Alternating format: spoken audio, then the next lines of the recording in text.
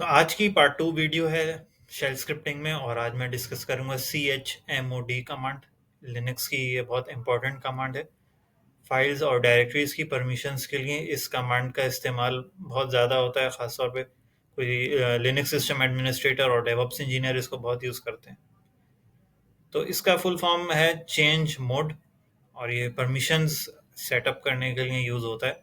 जब हम long listing करते हैं जिसमें ls-l, तो ये जितनी भी फाइल्स आ रही हैं इसमें आप देखते होंगे कि ये RWX फिर दोबारा R और ये 9 ये 9 जगह हैं इसमें RWX ये 3 दफ़ा रिपीट होता है। तो ये R है रीड के लिए, W है राइट के लिए, X है एग्जीक्यूट के लिए। जहाँ पर सबको सब सारी परमिशंस गिवन है। तो पहला जो हमारा ब्लॉक है RWX का, ये हमारा रूट यूज़र के लिए, दूसरा जो है वो ग्रुप है और तीसरा जो है वो अदर्स हैं।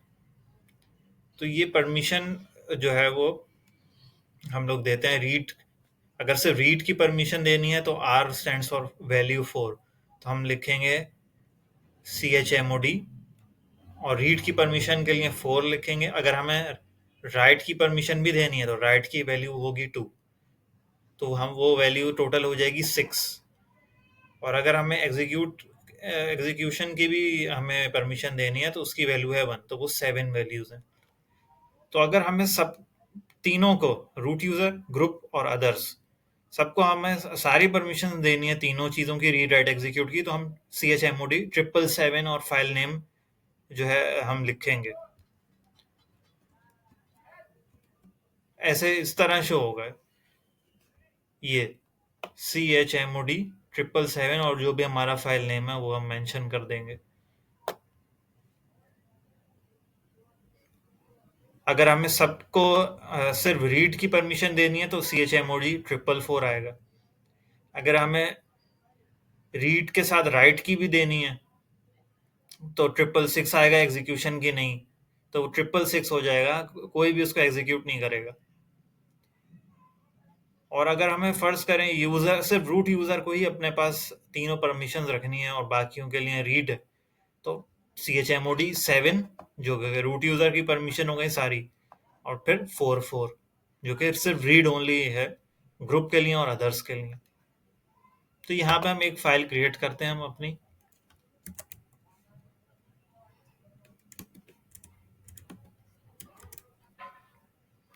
मैं एक शेल स्क्रिप्ट की फाइल क्रिएट करूंगा।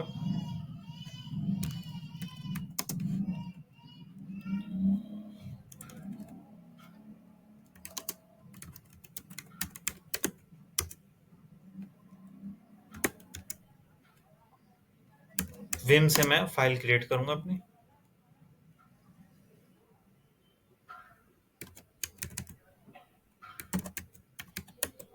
शेल स्क्रिप्ट और 35 डॉट एक्सटेंशन sh। तो यहाँ से मैंने अपनी शेल स्क्रिप्ट की फाइल बना ली है और अब मैं शिबैंग लिखूंगा। पहले मैं इंसर्ट मोड में आऊंगा, सॉरी, और अब मैं शिबैंग bin/bash शेल है।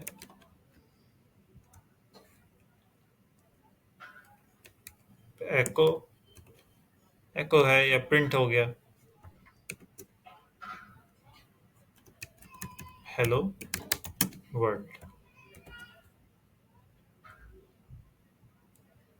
अब मैं इसको सेव करके एग्जिट कर दूंगा। अब मैं अपना जो मैंने लिखा है उसका कंटेंट शो करने के लिए कैट कमांड यूज करूंगा।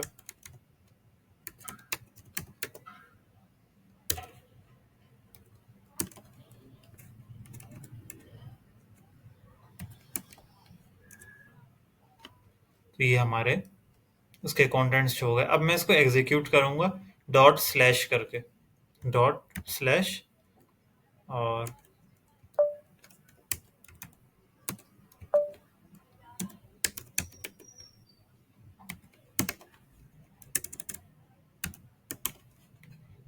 परमिशन डिनाइड लिखा हुआ आएगा और हम इसको एक्सप्लोर करते हैं। ये chmod हम इसकी लॉन्ग लिस्टिंग में हम देखते हैं इसकी परमिशंस कौन कौन सी अभी गिवन है। तो ये हमारी फाइल जो हमने अभी बनाई है ये रही।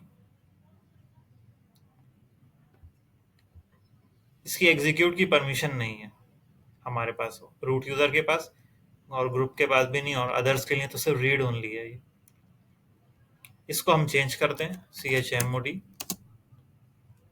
सारी परमिशन मैं अपने उसको दूंगा तो 7, और बाकी को मैं ऐसे ही छोड़ दूंगा 6 4 shell script .sh।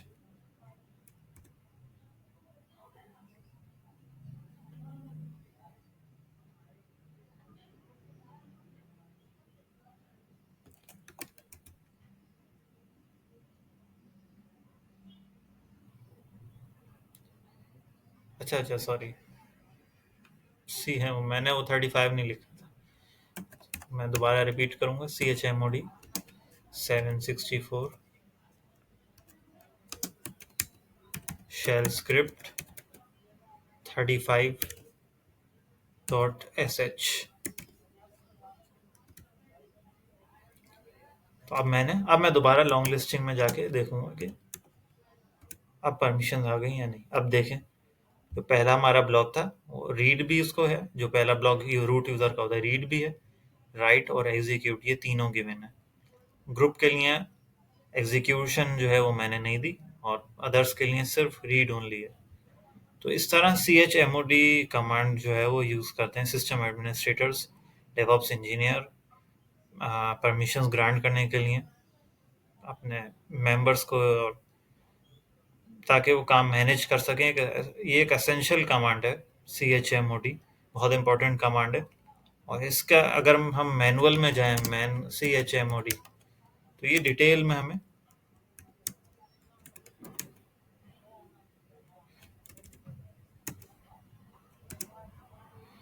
ये सारा इसकी जो है इंफॉर्मेशन डिस्क्रिप्शन आ गया है, इसको आप रीड कर सकते हैं। मैन कमांड आप यूज करके कोई भी कमांड है उसके बारे में डिटेल्स आप देख सकते हैं, बहुत इंपॉर्टेंट है ये भी।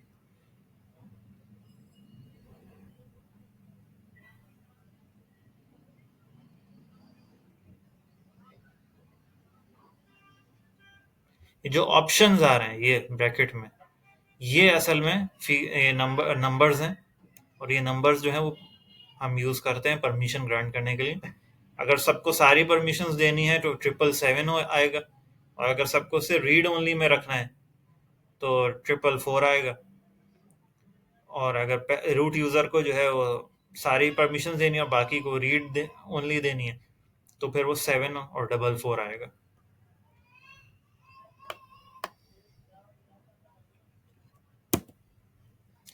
तो इस वीडियो को मैं यहीं तक रखता हूँ, और शेल स्क्रिप्टिंग का ही पार्ट 3 भी मैं आप लोगों से मुलाकात होती है।